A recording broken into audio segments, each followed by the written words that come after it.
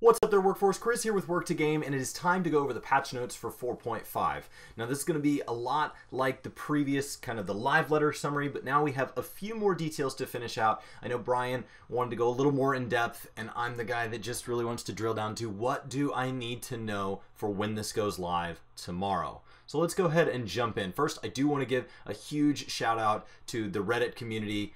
Meaty Pig put together basically like an exact summary here, and so I went through and kind of read through and started to make notes, and then Brian sent me over this and was, this is literally everything I was going to spend time writing, so thank you, you're fantastic. Link will be in the description below, and I'll basically be reading off of that and then kind of talking just briefly about what that could mean, where it may. So first off, we know that we're getting new story quests. We know we're getting a new trial, the Wreath of Snakes, and it's extreme. There'll be a new Dogo mount to kind of finish that out. We know we're getting the final Orbone Monastery, the 24-man raid. This is the end of that series, so if you've been following that, 4.1, 4.3, 4.5, and now we're done. There'll be new hunt rewards at Rogger's Reach, and then there'll be PvP balances. That was kind of a big set of changes, but PvP is not something that I'm super into, so it's good to see them continuing to work on it, but it's not something that I expect between 4.5 and 5.0 to suddenly be all the rage. It's just something they're continually working on. Disciples of Hand and Land, new custom deliveries in Idleshire. There's new submarine airship craftable parts. There's of course new cosmetics and everything, and more things for scripts. There's going to be new fishes. We added one at FanFest, so I assume that's when this goes live. There will be new achievements with all this. Disciples of Hand and Land is really just getting a tiny bit of love, but if you haven't leveled these, just remember they're going to get a ton more love in the next expansion. So maybe start paying attention to these parts of the patch notes if you're not already leveling that part of your character. Housing is getting new furniture. The fishes will of course have something to do with that, and they're fixing some of the limitations in how like the furniture interacted, and then you're going to be able to teleport from in rooms. So housing is just something that they're always making small adjustments to, but they're never fixing the big glaring elephant in the room that we don't have enough of it.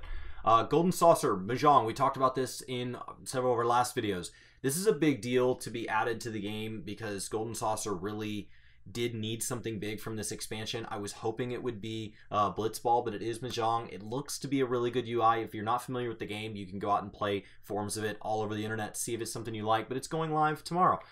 So we'll get that, and then there's a new gate. That's the Air Force One. They showed it off like a little, like, you know, it looked like a little turret roller coaster thing.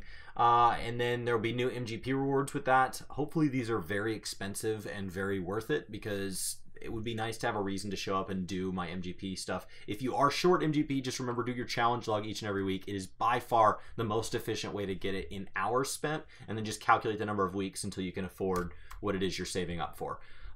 Eureka, this is the final chapter of Eureka, and then we'll get some other form of it in 5.0. The magic board can now be set to offensive defensive with one click.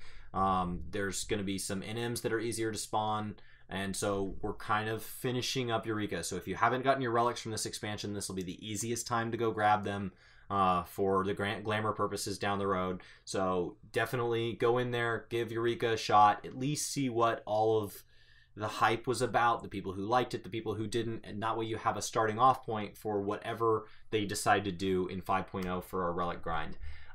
They added a new emote, a new hairstyle. Most land mounts can now fly. Mount minion roulettes, new bardings, new minions, and then they are starting to roll out the social changes. But just remember that we're going to get that in little chunks because we're headed towards the new world visit system in 4.5. I think that was 7, something like that. So we're getting a world visit system, but they're going to do that after we're done kind of clearing the 4.5 content, because they expect one last push from all the players to come in and play on the same day, and then they're hoping to kind of trickle us out. And then the last thing is, I know everybody here is asking, well, what about Red Mage? You didn't say Red Mage. Red Mage is dropping in a week from Tuesday, so that's coming after all this. So log on tomorrow, clear your trial, clear your raid, catch up on story, You have a week to do it, so break it up, do your story tomorrow and then the trial the next day. Try it all once and then come back for Blue Mage next week. So what I would focus on this week is we are about to enter what feels like a lot of 4.5 content strung out, and there's plenty of time at each chunk to bite it off. It's not too much. So just clear the content they give us this week,